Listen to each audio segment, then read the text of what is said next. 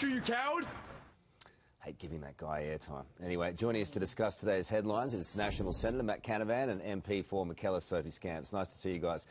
Matty, to you first up. Look, our leaders need to get a lid on this. It's toxic and it's bubbling into a lava flow. Extremes are hijacking the immigration debate right now. Well, look, everybody's condemned the likes of that individual there and others around him. This platform they've given, though, is very regrettable. And I just think the government should stop trying to use these extremists, these Nazis, as shields to defend themselves against their lack of a migration and population plan. I mean, the reason the vast majority of Australian public are frustrated with the situation right now is because the government hasn't delivered on its promises. It promised a couple of years ago, the Prime Minister promised to halve our migration intake, but it's still sitting at about 150,000 more people above what it used to before COVID. And we're not building the kind of infrastructure, the houses, the hospitals, to help serve 150,000 extra people a year. So the Prime Minister just needs to deliver on what he promised and cut back the migration rate to the kind of levels it was pre-COVID, and then people won't be as frustrated and we won't see thousands of people out in our streets. OK, I think it's a sentiment that is wider than even the protests on the weekend. So if Tony Abbott wants it to come back to 100,000, do you think that's about the right number?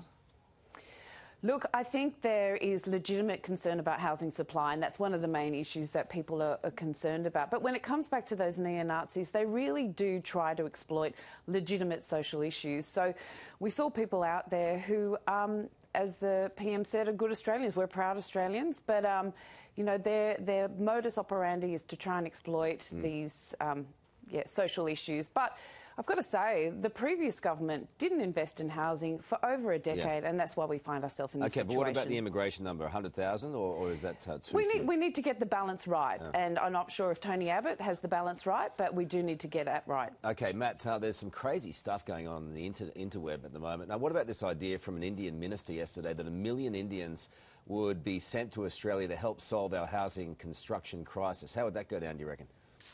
Well, look, to me, it seemed almost too crazy to print, but this has been said by a very senior minister in India. I've met Piyush Goyal. He's pretty much the senior economic spokesperson for the Modi government. So it has some weight for him saying that he's discussing with the Australian government building 1 million homes with Indian migrants. So I do think the government's been completely silent on it, as you say. There's a lot of speculation running. Why doesn't the government just come and rule this out? Because I don't think the CFMEU would be too happy, and I certainly wouldn't be too happy with the idea unless that we they can shouldn't have Australians build members. Australian homes. We don't need to bring in heaps of people for this to push down Australian wages. Again, let's see what happens with the government on that one. Meantime, China's preparing to host a major military parade today. Here's why it's interesting, I reckon. Our ambassador will be 2,000 kilometres away in a pointed and grand political snub over concerns about Beijing's influence. I'm sure Xi will be very upset. Take that, China. But don't fear, ex-premiers Bob Carr and Dan Andrews will be there. They love a succulent Chinese. And here's the kicker. In a couple of weeks, Jacinta Allen will lead a delegation from Victoria on a business and tourism mission. Wow. What do you think about that, Soph?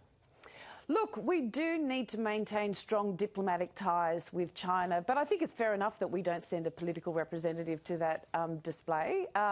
We recently had a Chinese Navy vessel circumnavigating Australia, but it is important that we have diplomatic ties with China and try and get on the same page where we can. You think it's all right? What about you, Matt? Yeah, I think it's a very poor decision from former Australian premiers to give credence to this military display of force. As Sophie said, this is a military that has threatened Australian territory, Australian naval officials on the high seas in recent years. I don't think we should be giving it any credence. Sure, go there to discuss business, but I don't think enhanced military ties are on the agenda right now with China, given their behaviour. OK, just finally, I wanted to go back to last Friday, images that I will never erase from my memory because they're so good, and I thought I couldn't love Aussie farmers more. When tractors chased the PM out of Ballarat, it was just magnificent.